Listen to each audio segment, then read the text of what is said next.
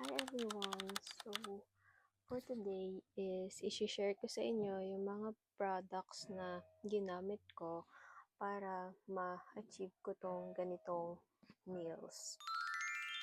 Yes, ako lang po ang gumawa niyan. Nails ko, yan, ganyan. Bago ko yan na-achieve, yung gantong kalinis na nails, puhunan ng practice. So, nag-start akong maggawa ng sarili kong nails noong pandemic kasi hindi ako makalabas noon. And uso na din noon yung mga online shopping kagaya ng Shopee and Lazada. So, like, kung mag-i-start kayong mag-DIY ng mga nails nyo, ito yung marirecommend ko na product. Ang first is ito, nail drill. Super gamit na gamit ko to, and dahil dito madali lang akong makapagtanggal ng mga nail polish ko or ng mga gel polish.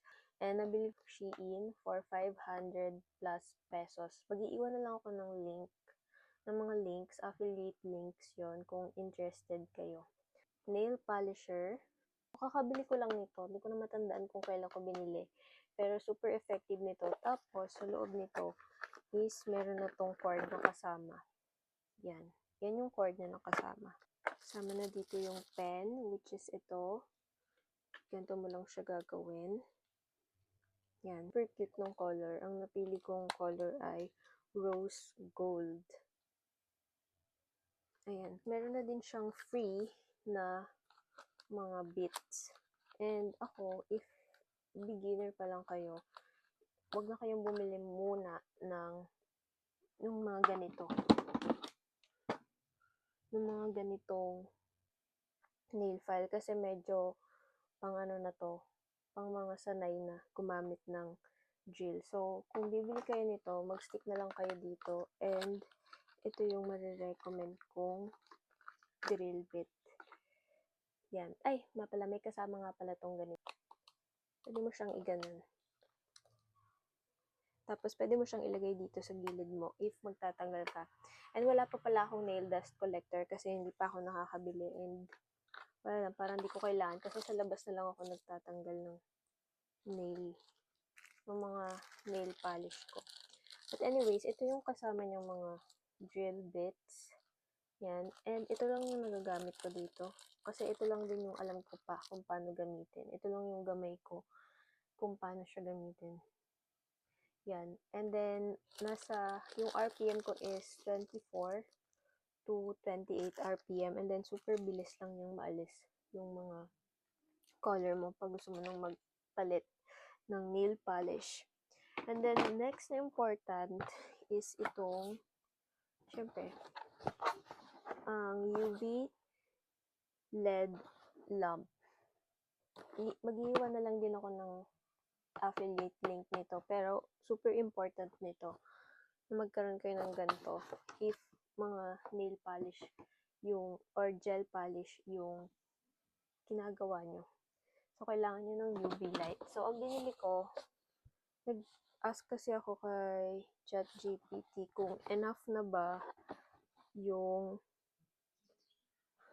saan na yung ano nito? Kung ilang, ayun, nag-ask ako kay ChatGPT kung okay na yung 124 watts na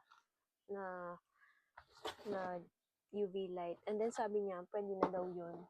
Kasi mas nakakatuyo na yun. Kasi before, ang meron lang ako is itong maliit. And then, itong maliit na to, hindi to nakaka-dry masyado. Tapos, ang bilis matuklap ng nail polish ko dito. Then, kapag ito talaga, yung ginagamit ko, mabilis siyang matuyo. Mabilis yung din ako makapag-nail polish compared dito. Kasi, hindi talaga to recommended. Pang mga nail art lang ata to. Okay. By the way, naka-builder gel nga pala ako. Pakita ng but ganito siya. Ganito yung gamit kong builder gel from Lee Nails. Maganda dito is hema-free na siya. So, safe na safe to kahit maano mo siya sa skin. Pero, may nakalagay pa din dito na wag daw iaano sa skin. So, pero favorite ko to. Nagtatagal ng 4 weeks yung nails ko kapag gamit ko to.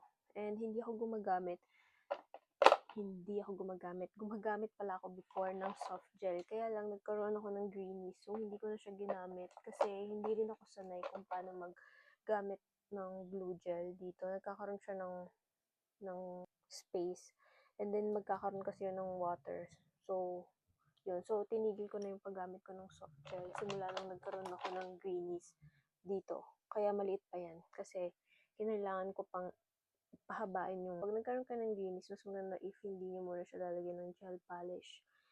At mas maganda kung ipapahinga nyo siya and pahahabain nyo yung nail, yung nagkaroon ng greenies. Siguro yung sa akin, mga 3 months ko ata bago naalis. Maliit lang kasi yung nail bed ko, kaya madali lang din siyang naalis. Ko dito na base color, itong from Bombed. Yan. So, bumili ako ng set nito. Ilalagay ko na lang din sa baba yung link. But, ang maganda kasi dito, pwede mo siyang bilhin ng isa-isa. Tapos, ang shade nito is 001. And parang nasa 50 to 60 pesos lang ata yung isang bottle nito. Pero kung set yung bibilhin nyo, mas mapapamura kayo. Like, nasa, sale ko to binili, inintay ko talaga. Like, nasa 400, basta wala pang 500. So, super maganda if ito yung bibilhin nyo, like yung set. So, ito yung color pala niya. Yan, diba? Super ganda ng pagka-pink niya. Yan. Iba akong nail polish kasi nga dati ko pa sila binili nung pandemic pa. Hindi ko nga alam kung expire na to. Pero ginagamit ko pa din. Yung pang nail art ko dito is ito. Itong white dot. So, ang ginamit ko naman dito is, wala kasi akong dating tool. And, ang ginamit ko lang na dating tool is yung hairpin. Ginanon-ganon ko lang siya. And then, dito sa flower, diba, parang siya yung 3D. Pero hindi talaga yung 3D. Ano lang yan, nail art lang yan. Kasi ayoko nang ini-emboss kasi kapag may kukunin ako, yung mga bag ko kasi, maliliit lang yun. So, pag may kukunin ako, aabala pa yung nail, yung 3D nail art, diba? So, ayoko nang ganun. So, gusto ko ganito lang, mga nail art lang. Then, ito lang yung mga nail art ko. And then, French tip. Yun lang. Ang top coat ko is from Your Sugar. Yan. Yung base coat is from, marami na kasi itong function, itong fiber base.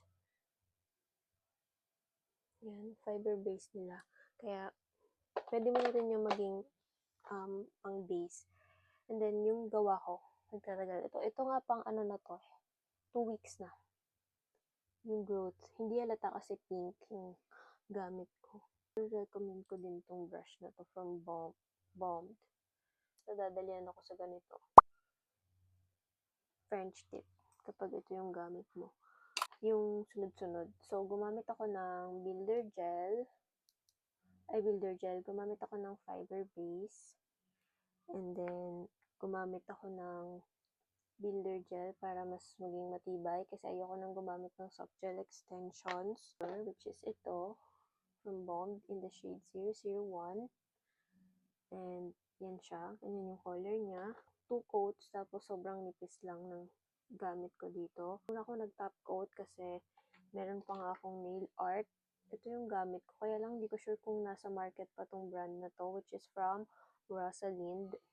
And regular gel polish lang to kasi parang hindi naman talaga ako nagne-nail. So, hindi ko na iisipang bumili ng mga pat paint gel. So, ito na lang. But if nahihirapan ka ganito kasi baka sabihin mo, ay, ang dulas-dulas.